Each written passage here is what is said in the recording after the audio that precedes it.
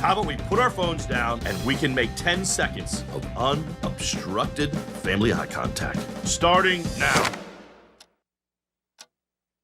See, this is good right here. This is natural. I'm a parent, so I like the theme that, technology shouldn't control us. I mean, I have to say that it kind of does me too. So I shouldn't just put it on my kids, but can any of you, talk more about that theme? You're absolutely Yeah. right. I mean, I don't know. I don't feel immune to it more than my kids. If anything, I'm like, get off your phone. Yeah. Same for me. I'm really articulate. I'm the articulate one here, by the way. It's it's sort of addictive, our phones, and we rely on them for so much. But it's weird. We're just like, I want to get off my phone, but I find myself going to it without just not even knowing that I'm doing it. It's a difficult thing. I think that's what a lot of what this movie is about, is recognizing that and being like, okay, how do I separate myself, my family, my relationships from this? I sort of find myself between Katie and Rick's POV. Like, Rick is like, get off them. You need to experience the real world. And I know that I need to do that and want to, but I am so addicted to it, especially during COVID, because it's sort of the only way to communicate to most people right now. So yeah, it's a lot. Well, there are benefits to it, and the movie shows that. They show like the benefits and the negatives, or not even the negatives, just like the fact that we should just be present with our families, which is a great theme. But I liked that each of the characters were pretty well developed. Everybody had their kind of own thing.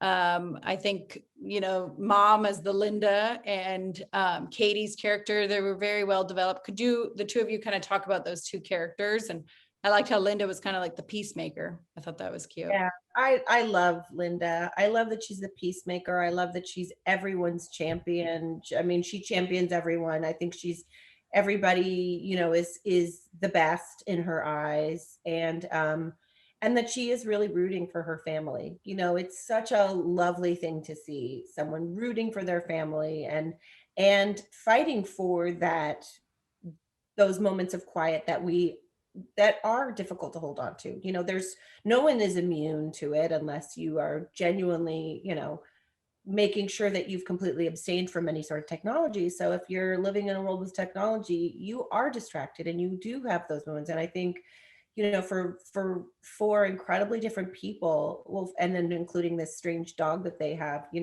really finding ways to come together and championing everyone's individual qualities, it's so important. And I think you do need to have that cheerleader, and she is the most excited about her family. She just gets tickled by just about everything, and it's so sweet. Yeah. Oh, Abby, what about the character of Katie? Because I think she has like a maturing that goes on in the movie. Totally. I think in the beginning, she's at this point in her life where she's wanting nothing more than to get away from her family. She's finally found her people at film school. She feels very misunderstood at home and out of place, and not really like the way in which she expresses herself is really just, they're speaking different languages, and she feels like school is it. These are my people. Finally, people understand me. And then she's thrown together with her family for this journey that takes a very big turn. And I think it's just so awesome that the movie really shows that, those were also her people all along. And yeah, she really grows up and realizes like you can have both if you're lucky. You can find those people that are going to understand you in a way that maybe your family can't, but the core of you, the family will, that's the foundation. So I think she really learns so much about herself. We're the last people left. It's up to us to save the world. Katie, we're gonna do this together. Mitchell family on three. No. Sorry. Two. Sorry. One. Mitchell family. This was super fun. I'm a parent, so I liked the fact that it was kind of like, we gotta at some points put down our technology and not let it rule us. Yeah. Can you talk about that? Yeah, no, one of the things that inspired the movie is I have nieces and nephews. I'm not a parent, but I have nieces and nephews. I have 5 of them. And I was like, let's go on Uncle Michael's family fun trip, and I was like, let's play laser tag and we'll eat pizza and it'll be great. And I'm like, these kids, they love me. And then, but when we were eating pizza, they were like, I was like, so how, what's going on at school? And then they're all like, just looking at their phones. And then all of a sudden I'm like, this is family time. And I like realize I'm turning into my dad. I'm like, why do I have a jacket on and growing his beard?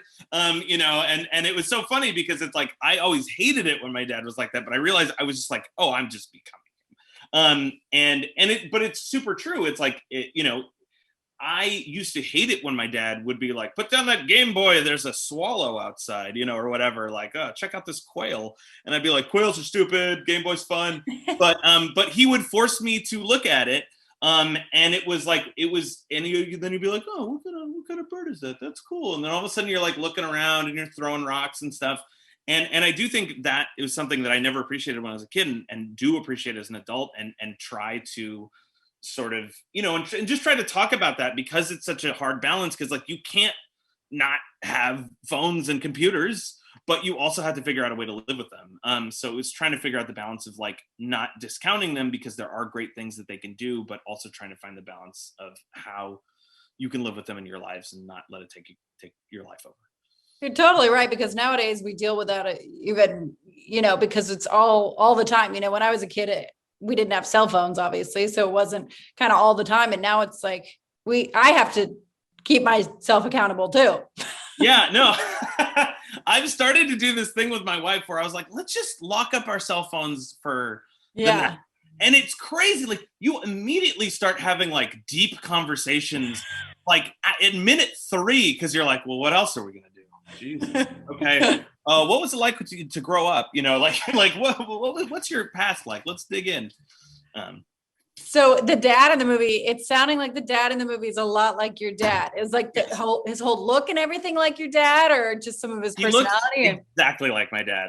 We brought in to the 3D modeling department. I brought my dad's jacket, and I was like, make this, and he's like, I don't know if you had to make it look exactly like it. He's like, you gave me more hair though, so I'll take that. So he sort of gets a kick out of it, and I was just happy because my family are the harshest critics I know, much harsher than movie studio executives. So showing it to them, I was like white knuckling it through it. I'm like, okay, they're laughing at the jokes. Okay, I can breathe again. So that's the thing about families, because they feel like they can just say it to you. It's like, oh, we don't say it to you. Who's gonna say it to? It's like, well, I don't want to be. I don't want to know. Just be nice. Totally.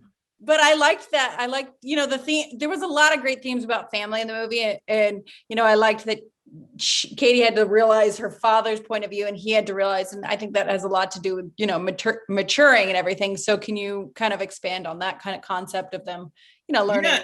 No, totally. I mean, because I think as a dad, and I talked to one of the artists about this, where it's like sometimes I think dads are sort of like, well, when their children are little, everything's simple. They're like, oh, this kid loves me and I don't even have to do anything.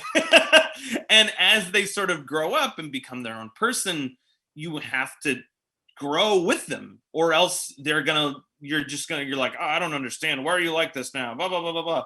But it's like, no, they're a person just like you are now. They're not a reflection of you, So, and it was really like about sort of like for the dad sort of seeing that, and for this was like my journey as a kid. I was the biggest brat. I was like, shut up, mom. Don't bring me my laundry. I'm playing video games.